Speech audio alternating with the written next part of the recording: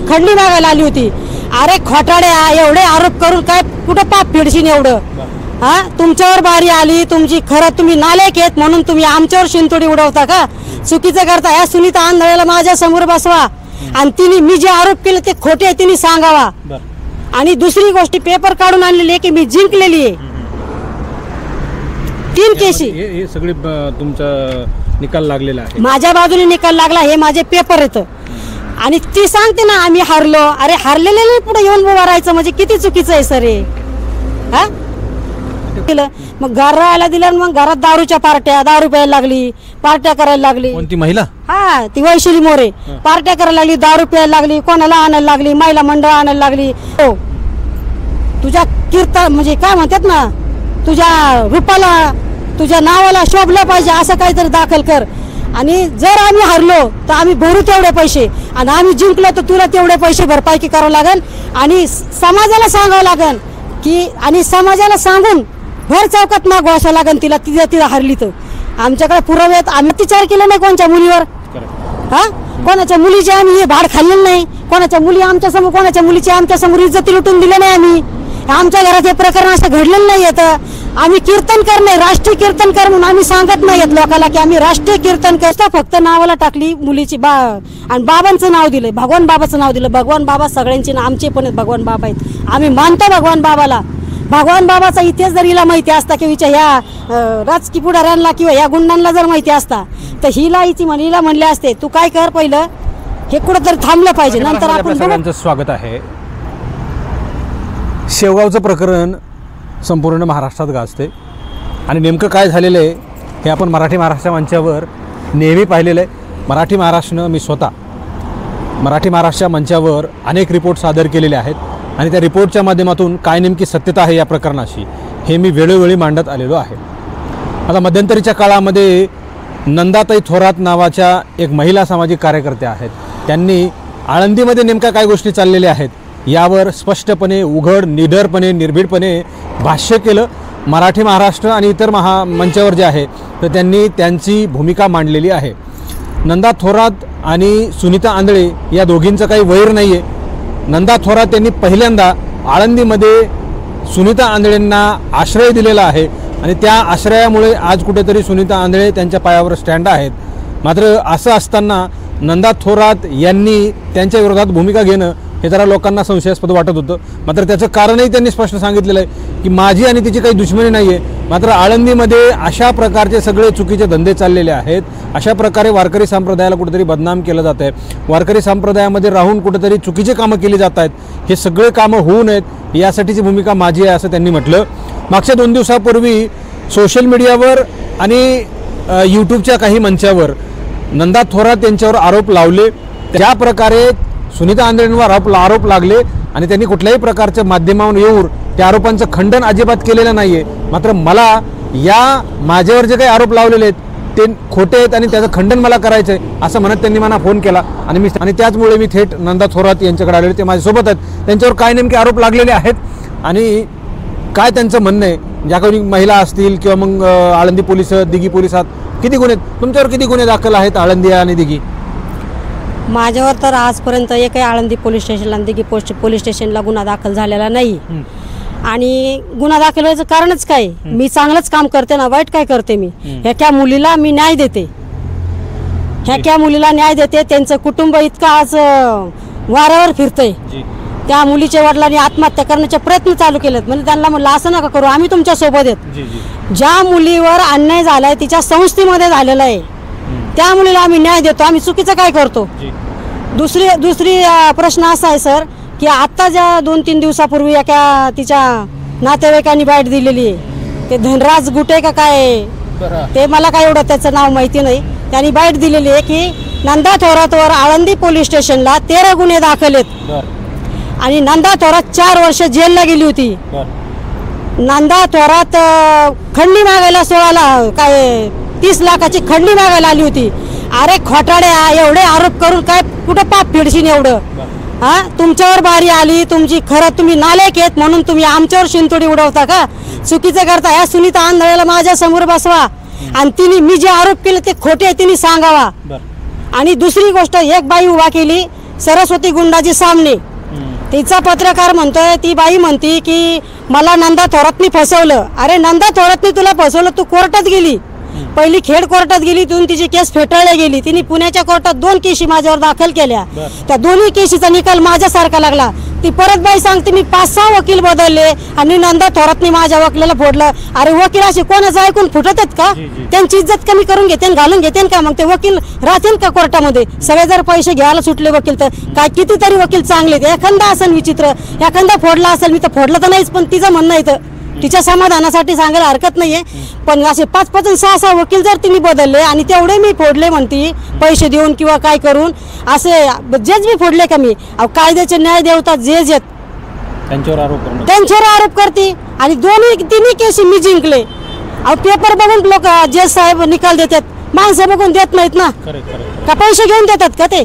त्यांच्यावर तरी भरवसा ठेवा ना तुम्ही. एवढ्या लाजा कशा काही सोडल्या? खोटं नाटक सांगता लोकांना, मला बदनाम करता. आणि आता म्हणे मी केस लावली. कुठं लावली हे काय मला अजून नोटीस आलं नाही. तिने सांगावं त्या परत येऊन कोर्टात, ही बाई कोर्टात हजर झाली का? असे तुम्ही आंध्रातून डाव कशाला करता? केस लावली तर आम्हाला नोटीस येऊ द्या, आम्ही तिथं हजर होऊ. आता त्यांच्याच माध्यमातून कळतं की तिने माझ्यावर अपील केलं. आता तू 2-3 बारे हरले, अपील करणं गरजेचं आहे. मी हरले असं तरी मी केलं असतं, साहजिकच आहे ना. पण तेव्हा तू जिंकशील ते अपील मध्ये केलेलं, तेव्हा तू येऊन सांग ना. महिलेचा नेमका वाद काय होता? तुम्हाला कसं फसवलं म्हणते ती? की कसले पैसे घेतले होते तुमच्याकडून? कोणता प्लॉट होता का फ्लॅट होता? काय होतं नेमकं ते? माझा प्लॉट होता, म्हणजे मी घेतला होता 2009ला. तर त्या फ्लॅटमध्ये असं होतं की मी माझी मुलगी राहायचो. लोक भेटायला येणारे म्हणायचे बाबा तुम्ही असं एवढ्या बंदस्ती राहता, तुम्ही चोर आहे का? आम्हाला येऊन तुमच्या गेटवर येऊन ती एंट्री करावं लागते, आम्ही चोर आहे का? त्यामुळे म्हटलं लोकांना, ज्यांना आपली गरज आहे किंवा आपल्याला बी समाजात वागावं लागतंय, आपल्याला बी एवढं नाही का म्हणजे हे राहायची गरज नाही आहे एवढ्या फ्लॅटमध्ये. फ्लॅट कशाला म्हणतात म्हणून मी फ्लॅट घेतला होता. फ्लॅटमध्ये राहिलं म्हणजे काय होतं बाबा म्हणून मी फ्लॅट घेतला आणि तो विक्री काढला. आता विक्री काढल्यानंतर ही बाई आली. आता आल्यानंतर ती यायची, बोलायची, बसायची. आता तिने जर पैसे मला जर दिले असते, ते पैसे जर जे साहेबाला दिसले असते किंवा त्यांच्या वकिलाला ते देण्याचे घेण्याचे व्यवहार दिसले असते, तर त्यांनी माझ्याकडनं वसूल केले नसते का? का मला सोडलं असतं? बरोबर आहे का नाही? आणि त्या बाईने आरोप केलेत माझ्यावर की नंदा थोरातनी मला माझ्याकडनं पैसे घेतले आणि वकिलाला हाताशी धरून आज देतो उद्या देतो म्हणून तिने लांबवलं, असं काही तिने सांगितलेलं. मी काय एवढं ऐकलेलं नाही. पण त्या बाईला माझा उत्तर आहे, माझ्याकडे पुरावे येतं की मी केस कशी जिंकले. ह्या खोटं बोलण्याच्या लोकांना खोटं किती बोलावा हे पण कळाना सर. हे बघा प्रूफ माझ्याकडनं, मी जिंकलेली आहे. हे मी पेपर काढून आणलेली आहे की मी जिंकलेली आहे. 3 केसी हे सगळे तुमचा निकाल लागलेला आहे, माझ्या बाजूने निकाल लागला. हे माझे पेपर येतं. आणि ती सांगते ना आम्ही हारलो. अरे हारलेले पुढे येऊन उभं राहायचं म्हणजे किती चुकीचं आहे सर हे. कोणती त्या काय सामने नावाची? हा, सरस्वती गुंडाजी साबणे. हा, तर तिला उभ्या केली माझ्या याच्यात खोटा आरोप करायला. आता हे कोणाला दिसते ना? नाही, तुम्ही 5-6 वकील बदलले असं त्यांचं म्हणणं आहे. नाही, तिने बदलले. तिने स्वतः बदलले. का बदलले? कशासाठी बदलत होती? आता काय तिलाच माहिती. आता मला काय माहिती, माझ्याकडे काय पैसे. निकाल तुमच्यासारखा लागलेला आहे. हो, माझ्यासारखा निकाल. व्हिडिओमध्ये सुद्धा ती म्हणते की ती जिंकली केस, असं त्या आजी म्हणत होत्या की तुम्ही केस जिंकलात म्हणून. मग कसं जिंकलात ते केस? आता कोर्टात तिनेच केस लावली. तिने केस लावल्यावर आता केस चालली कोर्टामध्ये. आता कोर्टात चालल्यानंतर जे कायद्याचे नेव देवता जे साहेबाला पुरावे जे काय माझ्याकडनं ट्रंक दिसले असते तेव्हा माझ्या बाजूने निकाल दिला. मी तर अंगठे बहादुरी, मला लिहिता वाचता येत नाही. आणि ती जी बाई माझ्यावर आरोप करते ती ससनला कामाला होती. तिला आज चालू पेन्शन आहे काय असेल, 30,000 असेल, 40,000 असेल, जी काय असेल तिला चालू पेन्शन. ती सुसन हॉस्पिटलला जी बाई कामाला असती ती मूर्ख बाई असती का? ती शिकल्या सवरलीच असतील ना तिथं कामाला म्हणल्यावर. दुसरी गोष्ट, तिचं 2-3 मजली घर आहे. मी काय एवढं म्हणजे पाहिलेलं नाही. ती 2-3 मजली घर आहे. त्याचं भाडं येतं तिला 70-80 हजार रुपये तिच्या घरात येत आहे. आणि ती येताना गाडीत येते बसून कारमध्ये. आणि ती आली का कोर्टापाशी आली का हळू लंगडत चलत ती लोकांना दाखवायसाठी, नाटक करायसाठी. आणि तिला फसवायचा काय संबंध येतो? ती जर एवढी बाई, ती जर नोकरी करणारी बाई फसवत असेल तर मग आमच्यासारख्याला तर किती फसवलं असेल. न्यायालयाने तुमच्या बाजूने निकाल दिलेला आहे. आता तारीख वगैरे चालू आहे का या प्रकरणात? नाही, याच्यात नाहीये. पण ती म्हणते, ती कालच्या याच्यात म्हणली मी अपील केलेलं आहे आणि अपील केल्यानंतर ते कोर्टात केस चालू आहे. पण मला तुमच्या बद्दल लागून फाईल क्लोज झालेली आहे का? मग हो, ही झालेली फाईल.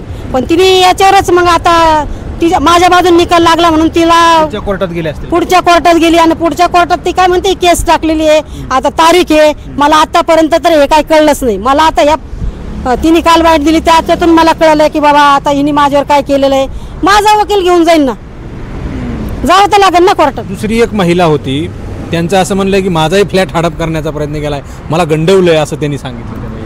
आता दुसरी जी महिला आहे ती वैशाली वसंत मोरे, वसंत नाही काहीतरी वैशाली मोरे. वैशाली मोरे. तर वैशाली मोरीचं नाव असं आहे वैशाली वसंत मोरे. तिच्या नवऱ्याचं नाव हे वसंत आहे. आता त्या बाईचं म्हणणं आहे की मी तिला 23 लाखाला गंडवली, बरोबर आहे. तर ज्या पत्रकारांनी तिची बाईट घेतली त्यांनी पुरावे घेतले का तिच्याकडनं? हा, घे ना पुरावे. तिचा पुरावा माझ्याकडे. तिने मी मंचरला लग्नासाठी मुलगी आणली, तिचा पेपर माझ्याकडे आहे सर. असं नाहीये, लग्नासाठी मुलगी आणली, तिचं लग्न लावलं, बनवाट काय खोटं खटं खरं. तिला अटक झाली. अटक झाल्यावर तिला जामीन झाला आणि त्या कसलं बनावट लग्न म्हणजे मुलगी बनावट पोराची फसवणूक केली का? मुलाची फसवणूक केली. हे बघा पोलीस बघा आणि तिचं नाव बघा, वसंत मोरे, वैशाली मोरे नाव बघा, तिचं खाली नाव आहे. तिचं आलं ना पेपर मध्ये नाव आहे. तिला विचारा, त्या पत्रकारांनी विचारा ना.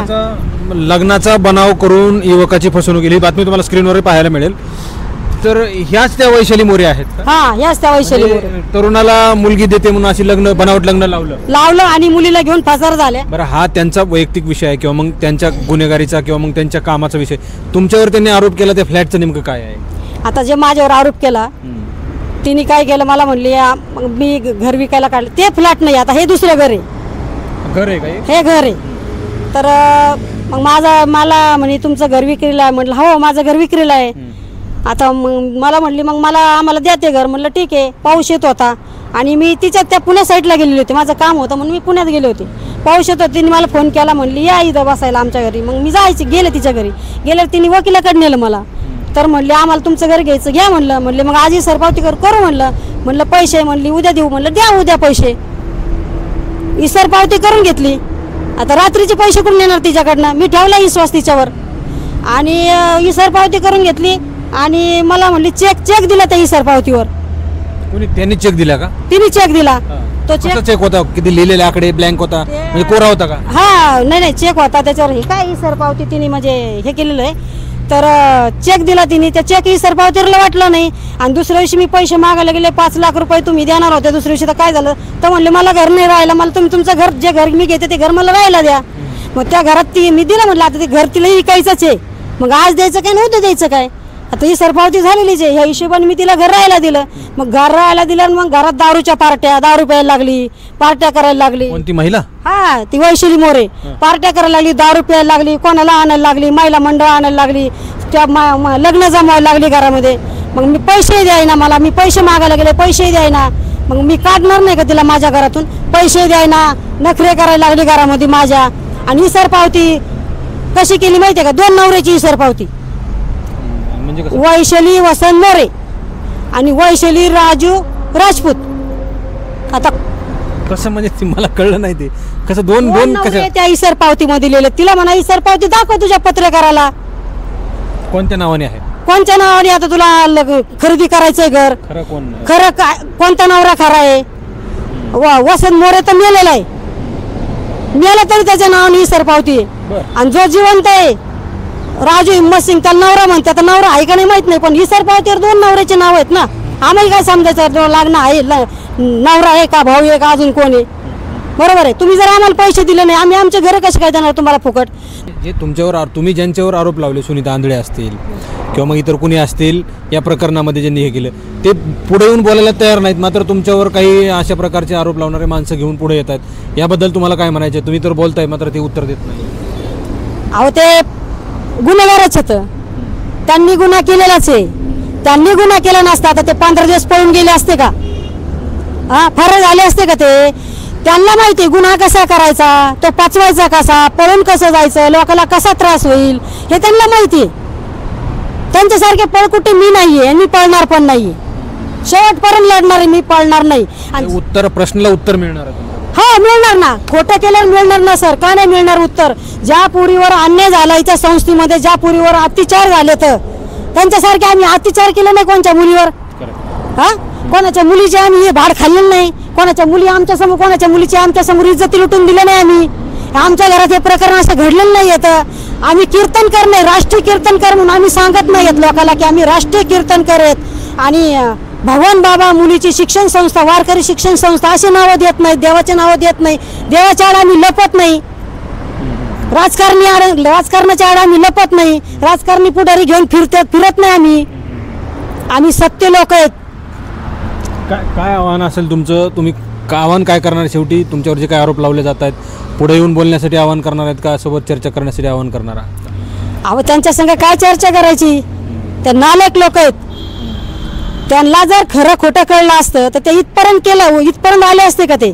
आणि सुनीता आंधळे म्हणती बसून त्या खुर्चीवर की माझ्यावर अत्याचार झाले, माझ्यावर अन्याय झाला, माझ्यावर ज्या लोकांनी माझे शिंतुडे उडवले आणि मला मानसिक त्रास झाला, माझी बदनामी केली, त्यांना मी सोडणार नाही.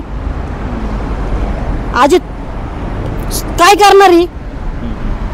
हा, हिने आजल्या दिवशी बाहेर दिली, दुसऱ्या दिवशी कीर्तनाला गेली. हिला आमच्या या पुरीवर अन्याय झालेला आठवलं नाही काय? कीर्तनात उभा राहताना आठवलं नाही? आणि मला बरं नाही, माझ्या आईला बरं नाही, माझ्या भावाला बरं नाही आलं. तुला ना भगवान बाबाचा श्राप आहे तुला.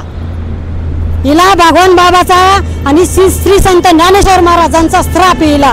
ही कधीच उजगारा येणार नाही, हिची अजून बरबादी होणार आहे. जेवढी खोटं बोलत राहील ही तेवढी बरबादी होणार आहे हिची. कारण का ही बाई खोटं बोलते आणि हे असे काय वैशाली मोरे आणि ती काय सरस्वती गुंडाजी साबणे आजी करून यांना पुढे केलंय ना.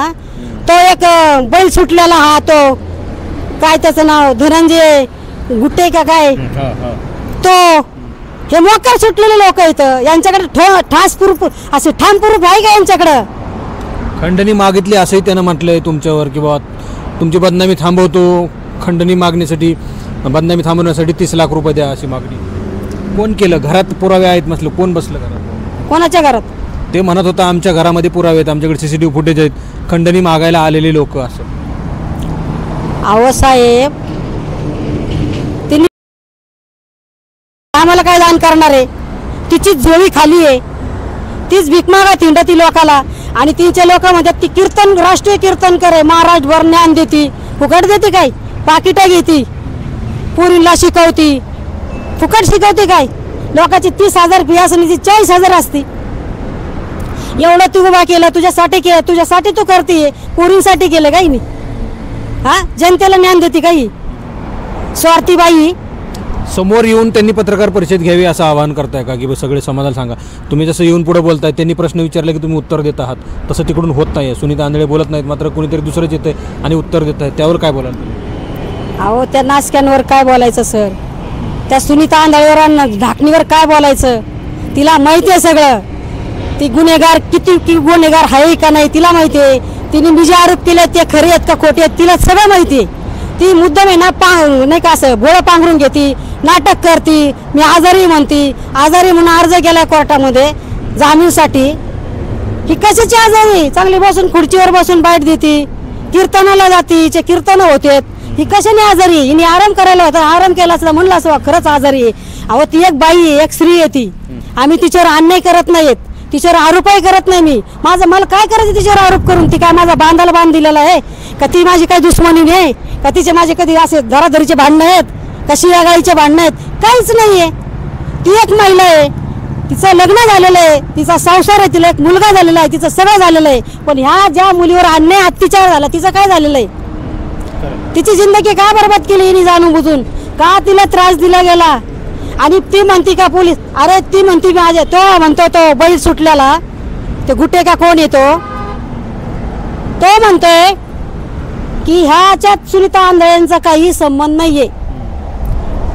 ते जर आणि त्या पोरीचा आणि पोराचा प्रेम संबंध आहेत असं तो म्हणतोय. त्या पोरीचा आणि त्याचा प्रेम संबंध होते ना, तर हिच्या दारात का गेले ते? दुसऱ्या संस्थेमध्ये का नाही गेले? आळंदीमध्ये एवढ्या वारकर शिक्षण संस्थे आता महिलांच्या आता पुरुषांच्या आता महाराज येतं कितीतरी 200-300 धर्मशाळा येतात, 200-300 मंगल कार्य येतं, 200-300 संस्था येतात. तिथं का नाही गेले? त्यांच्याकडेच का गेले? तिच्याकडेच का गेले? हिचे नातेवाईक नाहीत ना, तिच्याकडेच का गेले?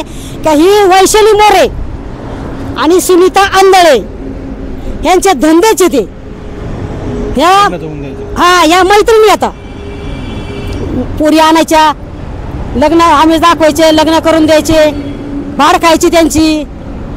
10-5 रुपये मिळाल्याशिवाय करतात का या? हा. दुसरी गोष्ट अशी आहे सर, आजपर्यंत मी तिच्यावर आरोप केले. ती म्हणती तिने मला माझ्या पुढे बसून तिने सांगावा मी आरोप केलेत काही खरं आहे. हे जर खोटं आहे ना तर मग खरं काय सांगायला पाहिजे, पुढे सांग ना खरं काय. असे लोकांच्या अडकायला लपती. ही राष्ट्रीय कीर्तनकर आहे ना, आणि तो म्हणतो आम्ही पुढं लय आम्ही हे करणार आहे, लय मोठं करणार आहे. अरे करा ना, चांगली गोष्ट आहे ना. तुम्ही आता 100 पुरी आहेत, नंतर 500 करा. 4 मजली तर 10 मजली इमारत करा.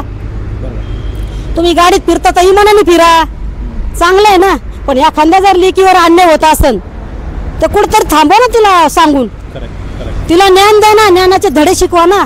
तुम्ही राजकारणी पुढारी लोक, तिला ज्यांनी पळवली तिनेच तिची बरबादी की बदनामी केली. त्यांनी जर पळवली नसती, ती जर पळली नसती, ती जर पोलीस स्टेशनला हजर झाली असती किंवा तिने गुन्हा केला आणि तिला पळायची माहिती नसती, ती जागेवर थांबली असती.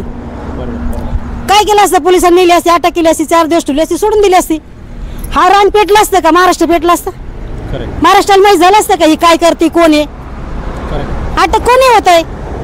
चांगले नेते अटक होते, सुटतात. हा, आंदोलनाला बसलेले पोलीस लोक त्यांना उचलून येतात, गुन्हे दाखल करतात. हा, ते भेटतात का कशाला?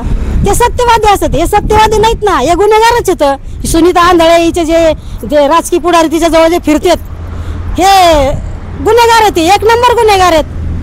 आणि ही कीर्तनकर म्हणते ना, नुसते कीर्तनाच्या नावाखाली नुसतं नावाला कीर्तन करते. ही पक्की राजकारणी बाई. ही संस्था फक्त नावाला टाकली मुलीची आणि बाबांचं नाव दिलंय, भगवान बाबाचं नाव दिलं. भगवान बाबा सगळ्यांचे ना, आमचे पण भगवान बाबा आहेत. आम्ही मानतो भगवान बाबाला. भगवान बाबाचा इतिहास जर हिला माहिती असता किंवा ह्या राजकीय पुढाऱ्यांना किंवा ह्या गुंडांना जर माहिती असता तर हिला म्हणले असते तू काय कर, पहिलं हे कुठंतरी थांबलं पाहिजे, नंतर आपण बघू काय करायचं ते, असं म्हणले असते. पण ही तिला घेऊन पळते, त्याचा अर्थ तेच बरबाद करतात. आम्ही करतो का? आम्ही बरबाद नाही करत. परत तुम्हाला हे मी सांगते, वंजाऱ्याचा भाऊ आहे माझा, भाऊ मांडलेला आहे. आज नाही, खूप वर्षापासून भाऊ म्हणते मी त्याला. तिची पोरगी 17 वर्षाची आहे. त्या 17 वर्षाच्या पोरीवर अत्याचार झाला आणि ह्या पोरीवर अत्याचार झाला सुनीताच्या संस्थेमध्ये. तो अत्याचार आणि हे अत्याचार एकाच आठवड्यातले, एकाच 8 दिवसातले, ती दोन्ही प्रकार. त्या बिचाऱ्याची कंप्लेंट घेत नव्हते पोलीस स्टेशनला म्हणून तो औषध पेला. तो जर मेला असतं तर त्याच्यासाठी पुढे कोणी आलेलं नाही. कोणी आलं नाही. कुठे गेले यांच्या जातीवाले? आम्ही म्हणतो जातीवर बोलतो. कुठे गेले हे लोक? तिच्यापाशी एक त्या बैलांनी फोटो काढला, एक हा त्या गुट्यानी, आणि त्या फोटोच्या वासावर बाईट देतो काय? हा, अरे सत्य सांग ना, तू सत्य आहे ना, सत्य सांग. हे माझ्या पुढे मला घेऊन चल पोलीस स्टेशनला. माझ्यावर किती गुन्हे दाखल आहेत, मी कोणत्या कॅमेऱ्यात मी कोणाला खंडी मागताना दिसते. ह्यांनी मला नाही का टेन्शन द्यायचं काम करायचं नाही, कारण मी शांत आहे तोपर्यंत लय शांत आहे.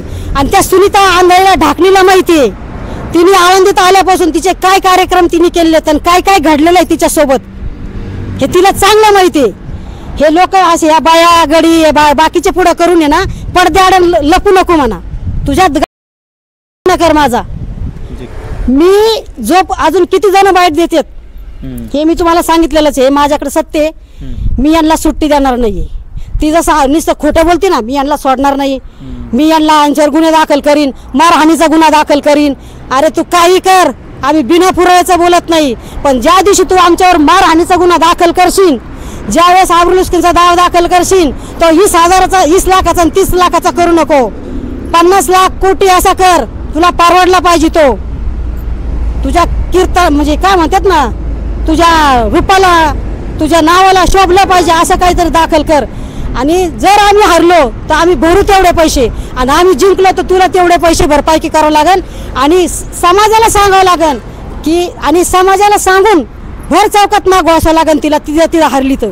आमच्याकडे पुरावे आहेत, आम्ही पुराव्याशिवाय काही बोलत नाहीत. ही खोटं नाटक करून मला बदनाम करायचे प्रयत्न करते. जेवढे मला पुढे येऊन बाईट देतील तेवढ्याचे प्रूफ माझ्यापासून प्रत्येकाला माझ्याकडे उत्तर आहे साहेब. माझं एवढंच सांगणं आहे, ही जेवढे खोटं बोलतील, सुनीता आंधळे जेवढे खोटं बोलेन तेवढ्या तिच्यावर तिला त्रास होईल. त्याचा का होईल? एक ना एक दिवस तिला खरं बोलावं लागणार आहे. जोपर्यंत ती खरं बोलत नाही ना तोपर्यंत तिला हा त्रास होतच राहणार आहे. सगळ्यात महत्त्वाची गोष्ट म्हणजे आरोप लावले की प्रश्नांचं उत्तर यांच्याकडून मिळतं. जसं सुरुवातीपासून यांनी आरोप लावलेले आहेत आणि ह्या म्हणतात की माझ्याकडे पुरावे आहेत. समोरासमोर बसू, 2-2 शब्द करू आणि दूध का दूध पाणी पाणी होऊन जाईल. त्यांना जे काही आरोप माझ्यावर करायचे त्याचे प्रश्न उत्तरं कागदोपत्रासोबत घेऊन आलेले आहेत आणि प्रश्न उत्तरं आहेत असं त्यांचं म्हणणं आहे. शेवटचा प्रश्न आहे माझा, ह्या सगळ्या गोष्टीबद्दल तुम्ही कुठपर्यंत जाणार आहात? म्हणजे आता हे प्रश्न उत्तर चालले, हे कुठेतरी थांबलं पाहिजे, ह्या सगळ्या गोष्टी थांबल्या पाहिजेत. आता सोशल मीडियावर, समाज माध्यमावर हे चालत राहिलं कुठेतरी थांबलं पाहिजे. या सगळ्या गोष्टी काय शेवटचा पर्याय आहे? अहो ते खोटं करतात, ते त्यांना थांबवायचं नाही ना. त्यांनी थांबवलं तर आम्ही थांबू ना. त्यांना थांबवायचं नाही. आम्ही म्हणजे त्यांना लय गर्व आहे, आम्ही म्हणजे नालक नाही, आम्ही म्हणजे लय सज्जन येतं. सज्जनचं पांघरून घ्यायला लागलेत ते. म्हणजे मी राष्ट्रीय कीर्तन करे, मी गावागावात कीर्तन करते. फुकट केलं काही नाही कीर्तन, हा फुकट केलं का? आणि हिने जर कीर्तनच केलं नाही तर लोक काय येडे कपडे फाडून फिरते काय रस्त्याने? हिने जर कीर्तन केलं नाही तर. अहो अनेक असे आळंदीमध्ये इतके चांगले महाराज आहेत, इतक्या चांगल्या संस्था आहेत, लेडीज कीर्तनकर लेडीजच्या संस्था आहेत, महाराजांच्या संस्था आहेत. ह्या घाणीमुळे आणि ही लोक म्हणतात मला तुम्ही आळंदीचं नाव घेऊ नका. अहो ही जर सांगते मी राष्ट्रीय कीर्तनकर सुनीताताई आंधळे आळंदीकर आहे, तर मग आम्ही कोणत्या गावाचं नाव घ्यायचं? कोणत्या गावाचं नाव घ्यायचं? आम्ही आळंदीच घेणार ना. तिला सांगा ना आळंदी नाव पुसून टाक, तू आळंदी नाव लावू नको, भगवान बाबाचं नाव लावू नको. आम्ही नाही घ्यायचं, दोन्ही बाबांचं नाव नाही घेणार, भगवान बाबाचं नाव नाही घेणार आणि आळंदीचं नाव नाही घेणार. आम्ही कशाला घेऊ? तिला दुसऱ्या गावाचं नाव द्यायला तिने काय सासरचं मारचं नाव लावलं का तिथं कीर्तनाखाली? आळंदीच लावलंय ना. का खोटं बोलती एवढं? ही कशासाठी बोलती? हिला काय करा म्हणजे काय साध्य करायचं हिला खोटं बोलून? मला एवढंच म्हणायचं साहेब, ही जी वैशाली वसंत मोरे ही 1 नंबरची बेवडी बाई आहे, 1 नंबरची बेवडी बाई आहे. आणि तिला मी म्हणा तू मी माझ्या पुढे बस. आणि ज्या सरस्वती गुंडाच्या सामने आजी म्हणतात ती आजी 3दा हारलेली आहे. तिला पैसा आहे, श्वसनचा याचा येतोय पैसा, पेन्शन येते, घर भाडं येतंय, त्यामुळे ती पळती. ती खरंच गरीब असती तर पळाली असती का? माणूस एकदा हारला तर दुसऱ्यांदा पायरी चढत नाही. हा ती एकदा चढली, 2दा चढली, 3दा, 4थ्यांदा चढली. म्हणजे तिला कोणतरी पुढंच करताय ना, कोणतरी हिच्या पाठी मग राजकीय पुढारी असेलच ना.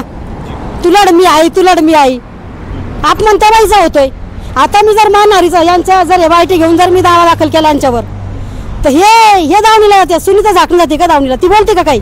ती बोलत नाही. जे बोलतील त्यांना सामोरं जावं लागेल कारवाईला. बरोबर आहे का नाही? ही ती का बोलत नाही? ती का म्हणत नाही नंदा थोडा सांगते ते आरोप खोटे आहेत, चल बस माझ्या पुढं, माझ्या पुढं बस, तुझा पत्रकार घेऊन बस. का बसत नाही? तिच्या पत्रकारांनी मला विचारलं का? हा पत्रकार तिचाच आहे. हा ह्याला जर कळलं असतं, खरं ज्ञान कळलं असतं ते म्हणलं असतं हो सुनीताताई जे झालं ते झालं, फक्त सांगा घडलंय ना, माझ्याकडनं चुकलं. आम्ही 100 लोक तुम्ही कीर्तनात तुम्ही म्हणता आमच्या पाय पडतात, लाखो लोक तुमच्या पाय पडतात. तुम्ही नुसते हात जोडून सांगा माझ्याकडनं चुकलं. पाय पडू नका, पायच पडू नको तू. सुनीता आंधळे माझं सांगणे तू पाय पडू नको.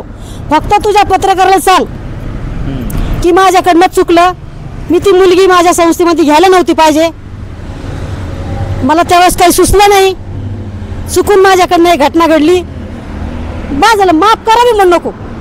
तर मी तुमच्याच बाईटवर देईन का बाबा ही एक स्त्री आहे, हिच्यावर आम्हाला अन्याय करायचा नाही आणि आम्ही करीत नाही आणि करणार बी नाही तिच्यावर अन्याय. ती खोटं बोलते म्हणून आम्हाला हे कबवायला लागतंय, नाही तर आम्ही बोलणार नव्हतो. आता त्या बाया पुढे गेल्या, लोकांना वाटत नंदा थोरात पळून गेली का ना, बऱ्याच जणांच्या बाईट आल्या नंदा थोरात पळाली का, संग्राम सर काय कुठे झोपले का, लोकांना काय घेणं देणं नाही. आग लावायचं काम करायला लागलेत लोक. आणि हिचे जे राजकीय पुढारी तिच्या हाताखाली ते आसपास फिरतात तेच पेटवायचं काम करतात. त्यांना मिटवायची माहिती नाही ना, फक्त पेटवायचीच माहिती आहे. गुन्हे करून बाजूला होते तर पळत सुटत आहेत कुंगडे बी. आम्ही पळत नाही, आम्ही पळणाऱ्यातले नाही आहेत. मी आज 30-32 वर्ष झाले मी आळंदीत राहते साहेब. मी पळणाऱ्यातले मी पळणार नाही. जीव गेला तरी चालेल माझा, मी पळणार नाहीये. हा, ज्यावेळेस कोणी म्हणत असेल एखादे जर चुकून जर कुठं माझा गुन्हा घडला असेल किंवा कोणाला मी फसवलं असेल तर त्याला मी जाहीर माफी मागणार तुमच्या माध्यमातून. बाबा आमकं नाव घेऊन त्याचं बाबा माझ्याकडनं चुकलं, मला माफ कर, कान बिन पकडून माफी मागन. जर मी कुठं चुकलेच असेल तर चुकल्यावर माफी मागायला काय हरकत आहे? काय म्हणायचंय? कशासाठी लांबवायचंय? कारण काय लांबवायला?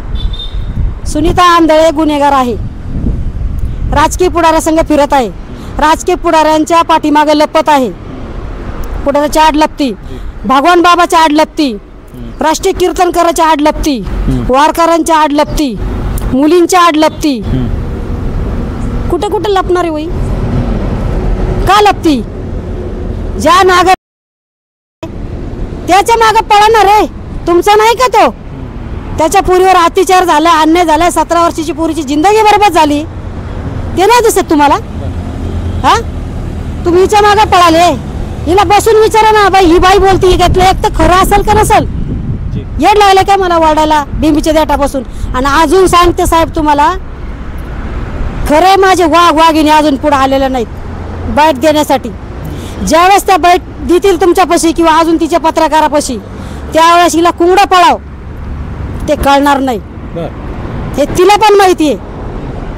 लोकांना सांगते खुर्चीवर बसून माझ्यावर अन्याय झाला, मला मानसिक त्रास झाला, माझं करिअर खराब झालं. आणि ज्या मुलीचं तुझ्या समोर करिअर खराब होताना पाहिलं त्यावेळेस तुझी बुद्धी काय घाण ठेवली ती काय कुठं?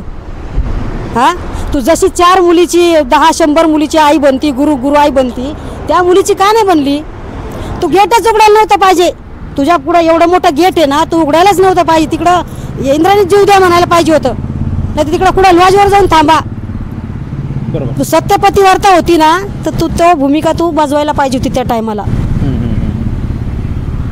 त्या पुरीची जिंदगीचं काय सगळं झालेलं आहे सुनीता आंधळेचं. त्या पुरीचं अजून बरंच काय राहिलंय. आणि लोकांना सांगते खोटं नाटं. नाही, माझे ते कोण नव्हते, माझे कोण लागत नाही, माझ्यावर आरोप केला जातो. पोलीस काय येडे आहेत काय एफआर फाडायला? पोलिसावर बी आरोप का? पैसा किती दिवस फेकतान, पैसा किती दिवस फिरतान, किती दिवस लागतान तुम्ही? एक ना एक दिवस याचा हिशोब तुम्हाला द्यावाच लागणार आहे. आणि मी जोपर्यंत या पुरीला साक्षी नागरगोजेच्या पुरीला न्याय देणार नाही तोपर्यंत मी गप्प बसणार नाही. हिजरीला कोण पेले पुढं करायचे आहेत, कोणाच्या बाईटी घ्यायच्यात, खोट्या नाटे पेपर सांगायचे आहेत, कोणत्या बाया पुढं करायच्यात, कोणत्या गडी पुढं करायचे आहेत, तिला काय करायचं ती करू द्या. प्रत्येक प्रश्नाचे उत्तर माझ्याकडे आहेत. जे पीडित लोक आहेत त्यांनी 2-3 नावं घेतली. त्यांना न्याय दिल्याशिवाय मी शांत बसणार नाही. प्रश्नाला उत्तर मिळणार आहे, आरोपांना प्रत्युत्तर मिळणार आहे. आणि ज्या ज्या गोष्टी घडल्या आहेत त्या फक्त तोंडी नाही, पुराव्यानिशी बोलणार आहे आणि पुरावे सादर करणार आहे. 2 माणसं आणखी माझे मागे आहेत, वाघ आणि वाघीण मागे आहेत. ते जर बाहेर आले तर तुम्हाला कुठं पळायला जागा पुरणार नाही, असं त्यांनी या ठिकाणी बोलत असताना सांगितलं आहे. त्यामुळे आता भविष्यामध्ये काय नेमक्या गोष्टी घडतात हे आता आपल्याला पाहावं लागणार आहे.